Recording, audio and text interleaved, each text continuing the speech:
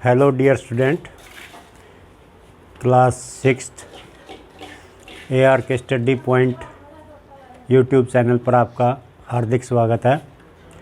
आज का विषय है गुणनखंड और गुणज। गुणनखंड किसी भी संख्या के गुणा के रूप में टुकड़े उनके गुणनखंड कहलाते हैं। जैसे मैंने एक संख्या ली 12 के गुणनखंड। 12 के गुणनखंड कैसे करेंगे? 12 को पहले देखो कितने से भाग होता है।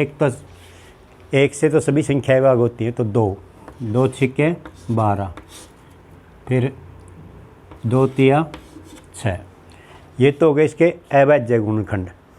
और अलग अलग गुणनखंड ये देखना कि 12 किसकी संख्या से भाग होती है। 1 से भाग होती है, 2 से, 3 से, 4 से और 6 से और 12 से। तो ये इसके सभी गुणनखंड हैं। ये सभी इसके गुणनखंड हैं और अभाज्य गुणनखंड हैं इसके 2। ये सभी गुणनखंड हैं।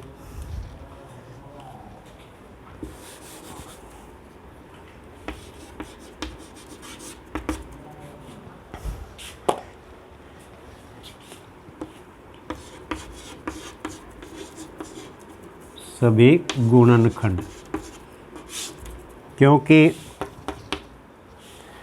12 को हम 1 गुणा 12, 2 गुणा 6, 3 गुणा 4 इस रूप में लिख सकते हैं।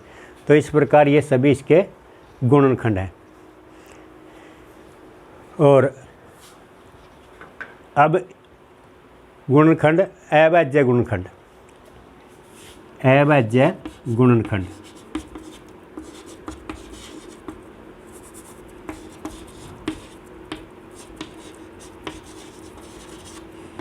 तो अभाज्य गुणनखंड वो कहलाते हैं जो किसी दूसरी संख्या से भाग ना हो और उस संख्या को वो भाग करते हों।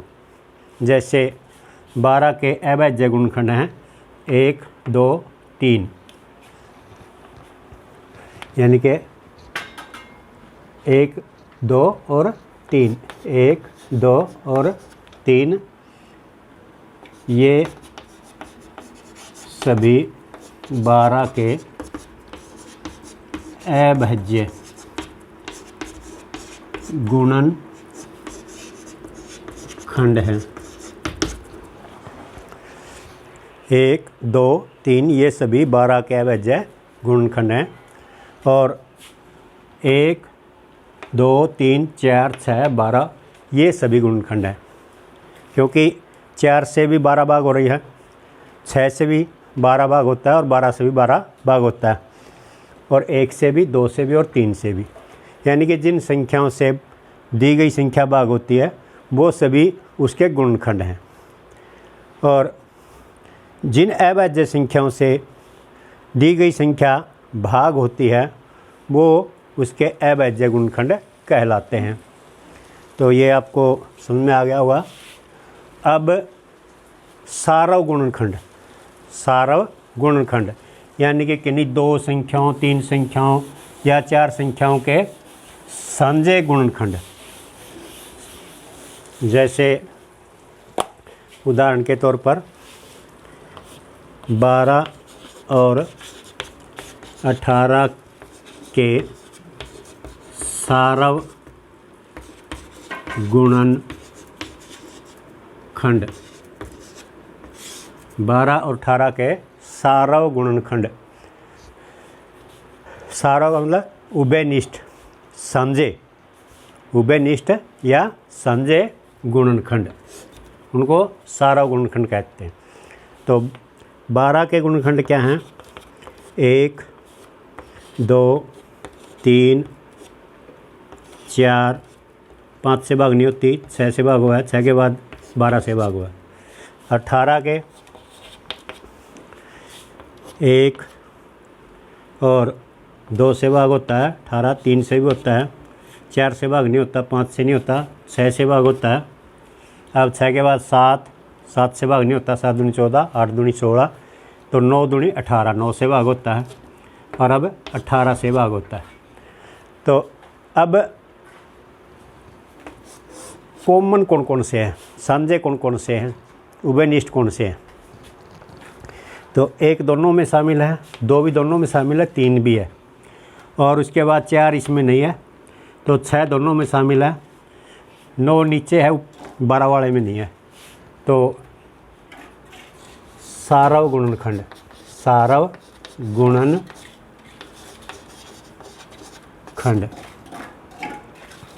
तो क्या क्या हुए? 1, 2, 3 और 6, 1, 2, 3 और 6, ये 12 और 18 के सारव गुणनखंड कहलाते हैं।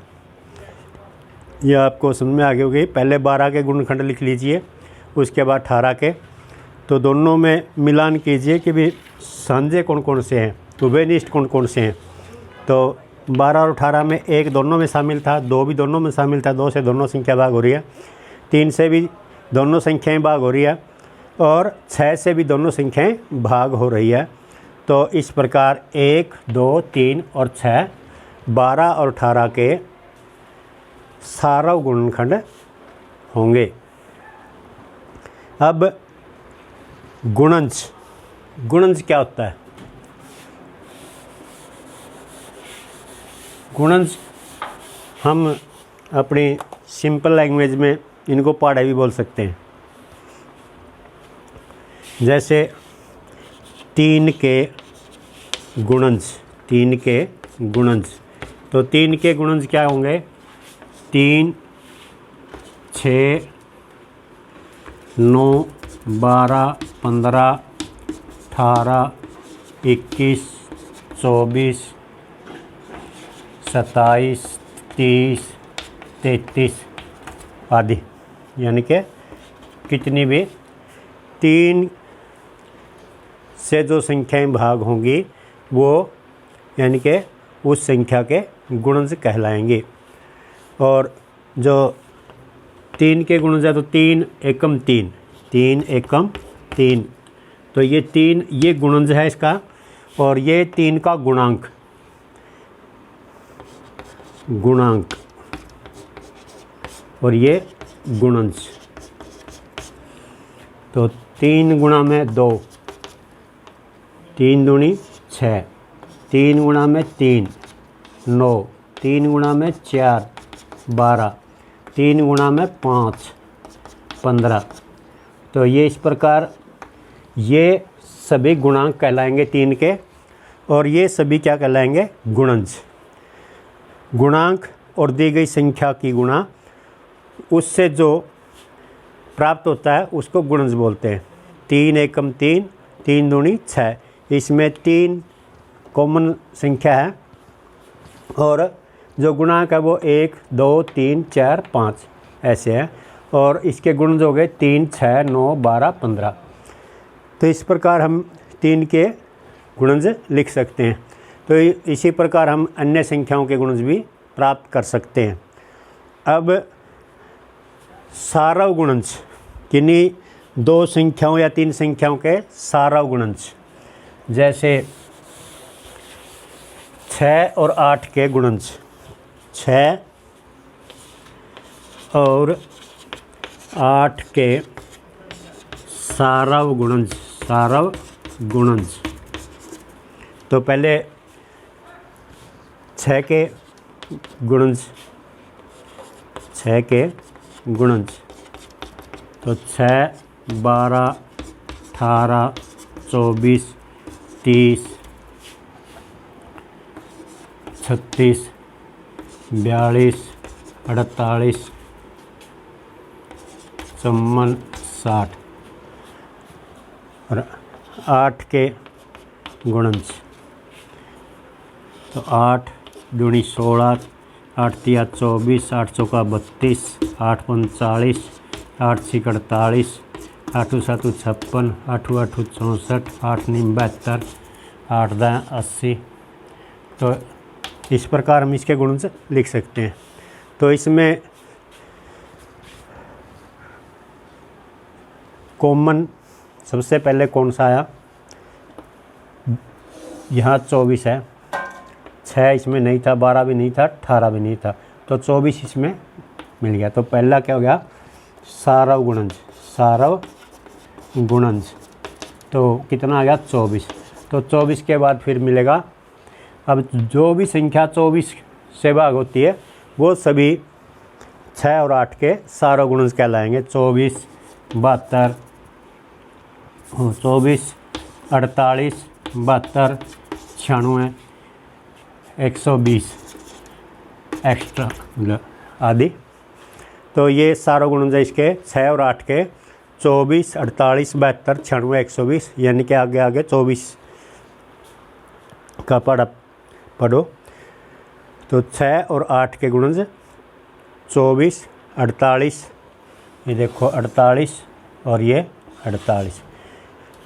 तो आगे फिर 24 दिया 72, 24 चौका 96, 24 पंजा 120, 24 छिका 144।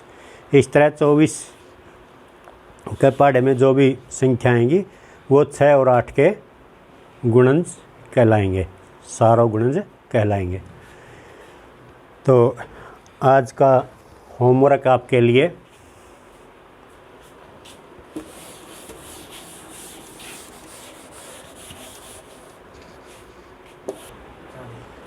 आज आपने गुणनखंड और गुणज के बारे में समझा है। तो उसी चैप्टर के अनुसार आपको ये गृह कार्य दिया जा रहा है। इस गृह कार्य को आप अपनी नोटबुक में लिखें। पहला क्वेश्चन है, दी गई संख्याओं के गुणनखंड ज्ञात करें। गुणनखंड ज्ञात करने हैं, इसमें कोई भी गुणनखंड, जैसे 12 के गुणनखंड ज्ञात करने हैं तो 1, 2, 3, 4 से भाग होता है, 5 से भाग नहीं होता तो इसलिए 5 का गुणनखंड नहीं है। 6 से भाग होता है तो 6 का गुणनखंड है, और 6 के बाद 12। तो इस तरह 12 के गुणनखंड हुए 1, 2, 3, 4, 6 और 12। इसके बाद 30 के गुणनखंड लिखने हैं, 35 के लिखने हैं, 210 के लिखने हैं, 343 के गुणनखंड लिखने हैं अपने कॉपी में। अब दूसरा क्वेश्चन है, दी गई संख्याओं के अवैज्य गुणनखंड लिखो। तो जैसे 18 के अवैज्य गुणनखंड लिखने हैं, 42 के लिखने हैं, 75 के, 105 के, 119 के।